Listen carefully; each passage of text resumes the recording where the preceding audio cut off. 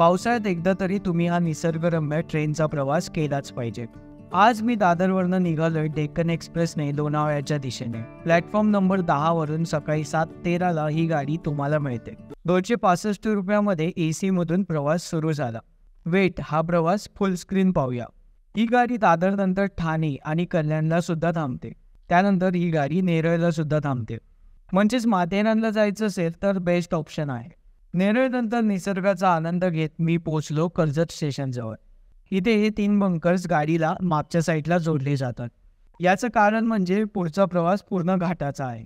कर्जतवरनं निघालो की एक सुंदर प्रवास तुम्ही अनुभवू शकता, जो कायमचा तुमच्या लक्षात राहतो. सतत येणारे बोगदे, त्यानंतर दूरवर नजर जाईल तिथपर्यंत हिरवा शालू नेसलेला डोंगर, त्यात छोटे मोठे धबधबे खूपच भारी वाटतात. दर पावसाळ्यात एकदा तरी तुम्ही हा प्रवास केलाच पाहिजे. याचा डिटेल व्हिडिओ आपल्या YouTube चॅनलवर तुम्हाला पाहायला मिळेल.